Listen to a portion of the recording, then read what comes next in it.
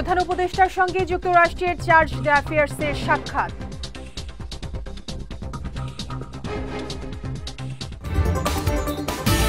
অক্টোবরের মধ্যে জুলাই হত্যাকাণ্ডের 3 থেকে 4টি মামলার রায়ের সম্ভাবনা রয়েছে জানালেন আইন উপদেষ্টা। এবং ডিসেম্বরকে লক্ষ্য করেই নির্বাচনের প্রস্তুতি নিচ্ছে কমিশন বললেন ইসি সানাউল্লাহ।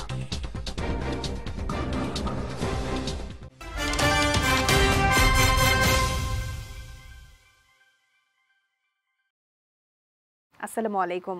বিজয় রাতের সংবাদে আমন্ত্রণ জানাচ্ছি আমি শেখ তাসফিয়া করিম। শুনছিলেন শিরোনাম, এবারে বিস্তারিত।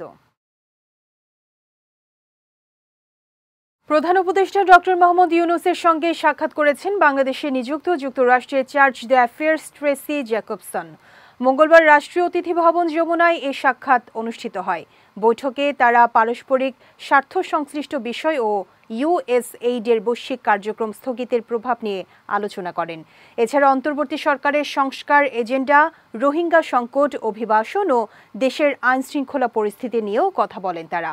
বৈঠকে প্রধান উপদেষ্টা জানান, তিনি বাংলাদেশে সমঝোতার ডাক দিয়েছেন এবং জনগণকে প্রতিশোধের চক্র থেকে বেরিয়ে এসে শান্তি ও সম্প্রীতির পরিবেশ তৈরি করতে বলেছেন। একই সঙ্গে আইনশৃঙ্খলা রক্ষাকারী বাহিনীকে যে কোনো পরিস্থিতিতে মানবাধিকার রক্ষার নির্দেশ দেওয়া হয়েছে বলেও জানান তিনি। এ সময় বাংলাদেশে আশ্রয় নেওয়া 10 লাখ রোহিঙ্গা শরণার্থীর জন্য যুক্তরাষ্ট্রের অব্যাহত মানবিক সহায়তার প্রশংসা করেন প্রধান উপদেষ্টা। অক্টোবরের মধ্যে জুলাই হত্যাকাণ্ডের 3 থেকে 4টি মামলার রায় পাওয়া যাবে বলে জানিয়েছেন আইন বিষয়ক উপদেষ্টা আসিফ নজরুল। বিকেলে সচিবালয়ে আইন মন্ত্রণালয়ের সম্মেলন কক্ষে এক সংবাদ সম্মেলনে তিনি এ কথা জানান। বলেন, বিভিন্ন অপরাধে প্রসিকিউশন অফিস 16টি মামলা দায়ের করেছে। চলতি মাসে 4টি মামলার তদন্ত কাজ শেষ হবে। এরপর যাচাই বাছাই শেষে আনুষ্ঠানিক বিচার কাজ শুরু হবে। 3 সপ্তাহ সময় লাগবে। সাক্ষ্য গ্রহণ শেষে বিচার কাজ শুরু হবে ঈদের পর। এ সময় ক্ষমতাচ্যুত আওয়ামী লীগ সরকারের আমলে হওয়া 16,429টি গায়েবী মামলার মধ্যে 1,214 গায়েবী মামলা প্রত্যাহার করা হবে বলেও জানান আইন উপদেষ্টা। অক্টোবরের মধ্যে আমরা 3-4টা মামলার রায় পেতে যাচ্ছি বলে আশা করি। এটা বিচারিক প্রক্রিয়ার ব্যাপার, কিন্তু আমরা তদন্ত যে টিম আছে, আমাদের প্রসিকিউশন টিম আছে, বিশেষ করে আমাদের চিফ প্রসিকিউশন যে লয়ার আছেন ব্যারিস্টার তাজুল ইসলাম, ওনার সাথে কথা বলে আমার যে ধারণা হয়েছে সেটা আপনাদের ব্যক্ত করছি। আমরা আশা করছি এই বছর অক্টোবরের মধ্যে আমরা 3 থেকে 4টি মামলার রায় পেয়ে যাব। পুলিশ আর আদালত যখন ঠিকমতো কাজ করবে তখন মবের প্রকোপ কমবে বলে মন্তব্য করেছেন আইন উপদেষ্টা ডক্টর আসিফ নজরুল। মঙ্গলবার রাজারবাগে আইন ও বিচার নিয়ে এক কর্মশালায় এই মন্তব্য করেন তিনি। অন্তর্বর্তী সরকার চ্যালেঞ্জিং সময় পার করছে জানিয়ে আইন উপদেষ্টা বলেন, বর্তমানে যারা নৈরাজ্য সৃষ্টি করছে তাদের আইনের আওতায় আনার জন্য সরকার কাজ করে যাচ্ছে। এ সময় বিচারকদের উদ্দেশ্যে তিনি আহ্বান জানান, হুটহাট যাকে তাকে যেন জামিন দেয়া না হয়, কেননা জামিনের পর ভয়াবহ অপরাধীরা বেরিয়ে আবারও অপরাধ করতে পারে। কর্মশালায় উপস্থিত স্বরাষ্ট্র উপদেষ্টা জাহাঙ্গীর আলম চৌধুরীও আইনজীবীদের উদ্দেশ্যে একই আহ্বান জানান। তার অভিযোগ, পতিত সরকারের দোসররা পাচার করা অর্থ খরচ করে এখন দেশকে অস্থিতিশীল করার অপচেষ্টা চালাচ্ছে। তাই অপারেশন ডেভিল হান্ট চলবে। এ সময় এই অভিযান সফল করতে আইনশৃঙ্খলা বাহিনী সহ সবাইকে আরও তৎপর হওয়ার আহ্বান জানান স্বরাষ্ট্র উপদেষ্টা। আমরা কোনো অপরাধীকে রাস্তায়, বাজারে, মাঠে, ময়দানে, রাজপথে দেখতে চাই না। প্রত্যেক অপরাধীকে আইনের আওতায় আনতে হবে, তাদের বিচার নিশ্চিত করতে হবে। আমি আইন শৃঙ্খলা বাহিনীকে আরও তৎপর হতে বলবো। অপারেশন ডেভিল হান্টকে আমি বলবো, no devil should be escape from law enforcing agencies. দেশকে অস্থিতিশীল করার জন্য দেশে এবং বিদেশে নিয়োজিত রয়েছে তাদের যে রক্তপিপাসু নেত্রী, তার কণ্ঠ যে এখনও সারাক্ষণ আমাদেরকে তাড়িয়ে বেড়াচ্ছে এবং আমাদের বিভিন্ন হোস্টাইল আন্তর্জাতিক মহল রয়েছে, এরকম একটা পরিস্থিতিতে আমরা কাজ করছি। জুলাই গণ অভ্যুত্থান নতুন বাংলাদেশ বিনির্মাণের যে স্বপ্ন দেখিয়েছে, সেই স্বপ্ন বাস্তবায়নে অন্তর্বর্তী সরকার কাজ করছে বলে জানিয়েছেন যুব ও ক্রীড়া উপদেষ্টা আসিফ মাহমুদ সজীব ভুইয়া। সকালে ঢাকা বিশ্ববিদ্যালয়ের কেন্দ্রীয় খেলার মাঠে তারুণ্যের উৎসবের উদ্বোধনী অনুষ্ঠানে তিনি এসব কথা জানান। বলেন, সংস্কার কমিশনগুলো সংস্কার প্রস্তাবনা পেশ করেছে। অংশীজনদের সঙ্গে আলোচনার মাধ্যমে সেগুলো বাস্তবায়নের মাধ্যমে ফ্যাসিবাদী সরকারের সময়ে রাষ্ট্র কাঠামোর ধ্বংসপ্রাপ্ত অঙ্গগুলো পুনর্গঠন করা হবে। এর ফলে বাংলাদেশ ফ্যাসিবাদী ব্যবস্থা থেকে মুক্তি পাওয়ার দিকে এগিয়ে যাবে। আসিফ মাহমুদ আরও বলেন, অন্তর্বর্তী সরকার একটি সুস্থ গণতান্ত্রিক পরিবর্তনের দায়িত্ব নিয়েছে, তাই সুস্থভাবে ক্ষমতা হস্তান্তরে দেশবাসীকে সহযোগিতা করার আহ্বান জানান অন্তর্বর্তী সরকারের এই উপদেষ্টা। সংস্কার কমিশনগুলো তাদের প্রস্তাবনা পেশ করেছে, স্টেক হোল্ডার কনসালটেশনের মাধ্যমে সেই প্রস্তাবনাগুলো বাস্তবায়নের মাধ্যমে রাষ্ট্র কাঠামোর যেই অঙ্গগুলো বিগত ফ্যাসিবাদী সরকারের আমলে ধ্বংসপ্রাপ্ত হয়েছে সেগুলোকে পুনর্গঠন করা হবে। এবং এর মাধ্যমে আমরা বিশ্বাস করি বাংলাদেশ এই ফ্যাসিবাদী ব্যবস্থার থেকে মুক্তি পাওয়ার পথে অগ্রসর হবে। অন্তর্বর্তীকালীন সরকার সংস্কার এবং বিচারের এই এজেন্ডা বাস্তবায়নে এবং একটি সুষ্ঠু ডেমোক্রেটিক ট্রানজিশন ঘটানোর যেই দায়িত্ব নিয়েছে সেই দায়িত্বে দেশবাসীর সকলের থেকে আমরা সহযোগিতা প্রত্যাশা করি। ডিসেম্বরকে লক্ষ্য করেই নির্বাচনের প্রস্তুতি নিচ্ছে কমিশন, এমন তথ্য জানিয়েছেন নির্বাচন কমিশনার অবসরপ্রাপ্ত ব্রিগেডিয়ার জেনারেল আবুল ফজল মোহাম্মদ সানাউল্লাহ। সকালে নির্বাচন ভবনে ইউএনডিপি সহ উন্নয়ন সহযোগী 18টি দেশের রাষ্ট্রদূত ও প্রতিনিধির সঙ্গে কমিশনের বৈঠক শেষে এ কথা জানান তিনি। বলেন, স্থানীয় ও জাতীয় নির্বাচন একসঙ্গে সম্ভব নয়। স্থানীয় নির্বাচন আগে করতে হলে জাতীয় নির্বাচন পিছিয়ে যাবে। কমিশনের অগ্রাধিকার জাতীয় নির্বাচন। নির্বাচন কমিশনার আরও জানান, নির্বাচন কবে হবে সেটা সরকারের সিদ্ধান্ত, তবে সবচেয়ে কাছাকাছি সময় হাতে নিয়েই প্রস্তুতি নিচ্ছে কমিশন। এর আগে বেলা 11টায় রাজধানীর আগারগাঁওয়ে নির্বাচন ভবনে শুরু হয় বৈঠক। প্রধান নির্বাচন কমিশনার এএমএম নাসির উদ্দিনের নেতৃত্বে অন্য কমিশনাররা এতে উপস্থিত ছিলেন। স্থানীয় সরকার নির্বাচন পুরোপুরিভাবে এভাবে করতে হয় তাহলে জাতীয় নির্বাচনের টাইমটা পিছিয়ে যাবে, অথচ জাতীয় নির্বাচন আমাদের একটা প্রায়োরিটি এরিয়া। ইলেকশন কমিশন জাতীয় নির্বাচন নিয়েই চিন্তিত এই মুহূর্তে এবং জাতীয় নির্বাচন নিয়ে প্রস্তুতি নিচ্ছে। আমরা ডিসেম্বরকে ধরে নিয়েই আমাদের প্রস্তুতি গ্রহণ করছি, আমাদের কোনো ভিন্ন প্রস্তুতি নেই, একটি প্রস্তুতি। 2024 সালে বিশ্বের সবচেয়ে বেশি দুর্নীতিগ্রস্ত দেশগুলোর তালিকায় আরও অবনতি হয়েছে বাংলাদেশের। 2 ধাপ পিছিয়ে 151তম অবস্থানে এখন বাংলাদেশ। আর বিশ্বের দুর্নীতিগ্রস্ত দেশের তালিকায় বাংলাদেশের অবস্থান 14।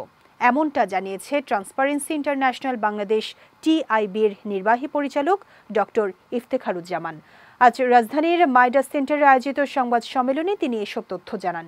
দুর্নীতির ধারণা সূচক 2024 প্রকাশ উপলক্ষে এই সংবাদ সম্মেলন আহ্বান করা হয়। সম্মেলনে তিনি আরও বলেন, নভেম্বর 2021 থেকে সেপ্টেম্বর 2024 সময়ের ধারণা সূচকে দক্ষিণ এশিয়ার মধ্যে দুর্নীতিতে আফগানিস্তানের পরেই বাংলাদেশের অবস্থান। অন্যদিকে সর্বোচ্চ স্কোর 90 পেয়ে কম দুর্নীতির দেশ হিসেবে শীর্ষে রয়েছে ডেনমার্ক। বাংলাদেশে দুর্নীতি গভীর উদ্বেগজনক পর্যায়ে রয়েছে, পাশাপাশি দুর্নীতির নিয়ন্ত্রণ হারাতে বসেছে বলেও মন্তব্য করেছেন টিআইবির নির্বাহী পরিচালক ডক্টর ইফতেখারুজ্জামান। এবার জেলা সংবাদ।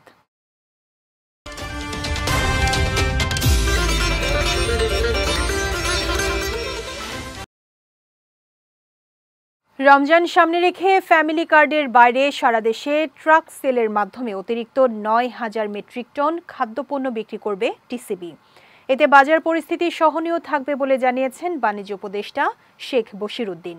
সকালে খুলনা নগরীর শিববাড়ি মোড়ে টিসিবির ট্রাক সেল কার্যক্রমের উদ্বোধনের পর এসব কথা জানান তিনি।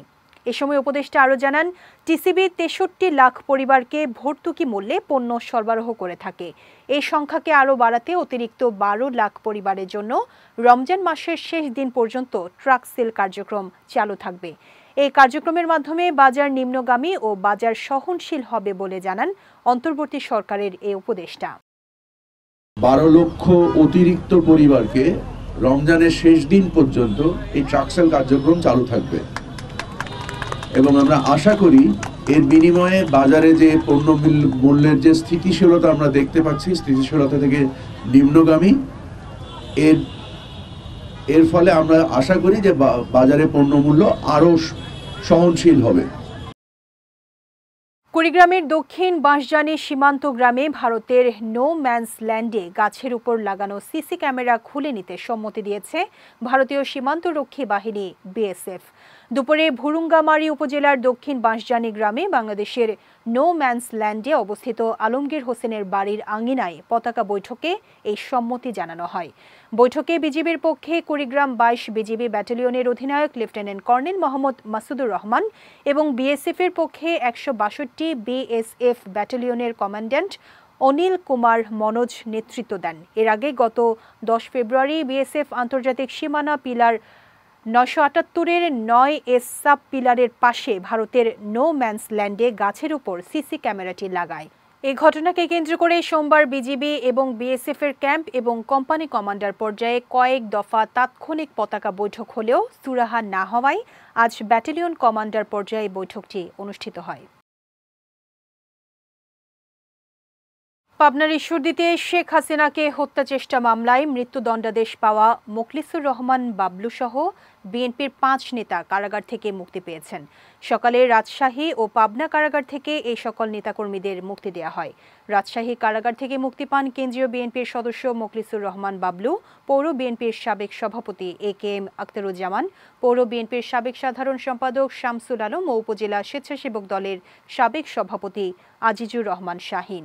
এছাড়া পাবনা কারাগার থেকে মুক্তি পান ঈশ্বরদী উপজেলা ছাত্রদলের সাবেক সভাপতি রেজাউল করিম শাহিন।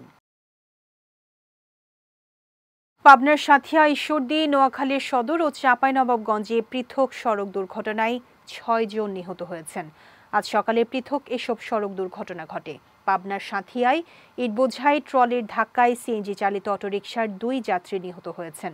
এ ঘটনায় আহত হয়েছেন আরও ২ জন। ঈশ্বরদীতে নসিমন ও অটোরিকশার মুখোমুখি সংঘর্ষে আকমল হোসেন নামে একজন নিহত হয়েছেন। এ দুর্ঘটনায় অটোরিকশার চালকসহ আহত হয়েছেন আরও ৩ জন। এদিকে নোয়াখালীর সদর উপজেলার চরমটুয়া ইউনিয়নে দ্রুতগতির ট্রাক চাপায় বাইসাইকেলে থাকা ২ শিশু শিক্ষার্থীর মৃত্যু হয়েছে। মাঝদি চরমটুয়া সড়কের বৈকুণ্ঠপুর গ্রামে এই দুর্ঘটনা ঘটে। ঘটনার পর স্থানীয় লোকজন ট্রাকটি জব্দ করলেও এর চালক পালিয়ে যায়। এছাড়া চাঁপাইনবাবগঞ্জে সোনা মসজিদ মহাসড়কে ট্রলির সঙ্গে সংঘর্ষে হৃদয় চৌধুরী নামে এক মোটরসাইকেল আরোহী নিহত হয়েছেন। চাঁদপুরে ডাকাতির প্রস্তুতিকালে ৫ ডাকাত সদস্যকে আটক করেছে যৌথ বাহিনী। দুপুরে নিজ কার্যালয়ে আয়োজিত সংবাদ সম্মেলনে বিষয়টি নিশ্চিত করেছেন জেলা পুলিশ সুপার মোহাম্মদ আব্দুর রকিব। তিনি জানান, মঙ্গলবার দিবাগত রাতে গোপন সংবাদের ভিত্তিতে শহরের ওয়ারলেস বাজার গাজীবাড়ি রোড এলাকায় অভিযান চালিয়ে ওই ডাকাত সদস্যদের আটক করা হয়। এ সময় তাদের কাছ থেকে জব্দ করা হয় ডাকাতির কাজে ব্যবহৃত মিনি ট্রাক, দেশীয় আগ্নেয়াস্ত্র ও ৩ রাউন্ড গুলি। জেলার আইনশৃঙ্খলা পরিস্থিতি নিয়ন্ত্রণে পুলিশের এই ধরনের অভিযান অব্যাহত থাকবে বলেও জানান পুলিশ সুপার। চাঁদপুর জেলার সদর মডেল থানাধীন ওয়ারলেস বাজার মোড়ের পাশে একটি আবাসিক মেসে কয়েকজন ডাকাত দল অবস্থান করছে এবং ডাকাতির প্রস্তুতি গ্রহণ করেছে। এই সংবাদের ভিত্তিতে আমাদের ডিবি পুলিশের নেতৃত্বে যৌথ বাহিনীর সমন্বয়ে একটি টিম সেখানে অভিযান পরিচালনা করে সেখানে ৫ জন ডাকাতকে আটক করে। যাচ্ছি খেলার সংবাদে।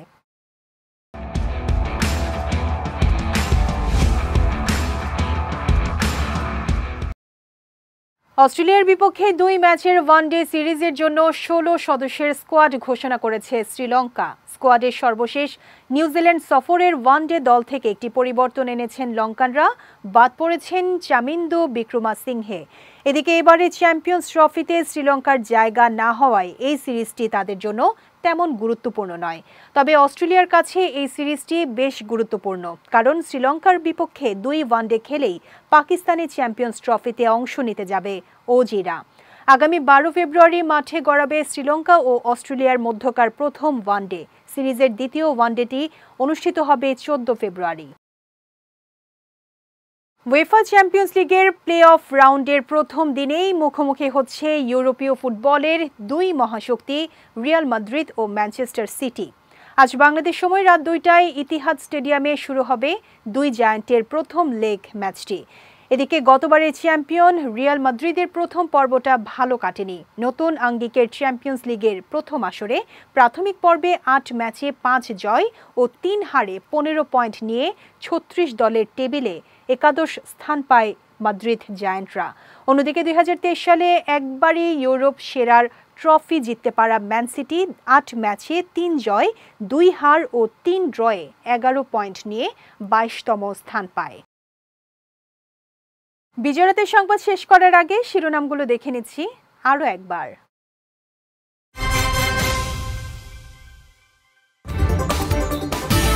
প্রধান উপদেষ্টার সঙ্গে যুক্তরাষ্ট্রের চার্জ d'affaires-এর সাক্ষাৎ।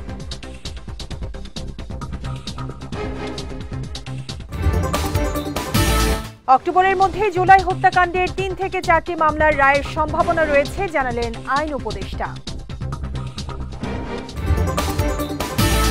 এবং ডিসেম্বরকে লক্ষ্য করেই নির্বাচনের প্রস্তুতি নিচ্ছে কমিশন, বললেন ইসি সানাউল্লাহ।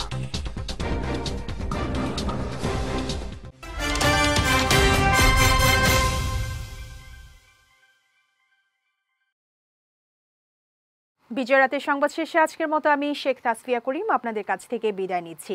আগামীকাল একই সময় নতুন সব খবর দেখতে চোখ রাখুন বিজয় টিভিতে। এছাড়াও আজকের বিজয়রাতের সংবাদের ভিডিও দেখতে পারেন আমাদের ইউটিউব এবং ফেসবুক পেজে। আমাদের ইউটিউব হলো youtube.com/BijayTVOfficial এবং আমাদের ফেসবুক পেজ হলো facebook.com/BijayTVLimited। এতক্ষণ সঙ্গে থাকার জন্য ধন্যবাদ সবাইকে।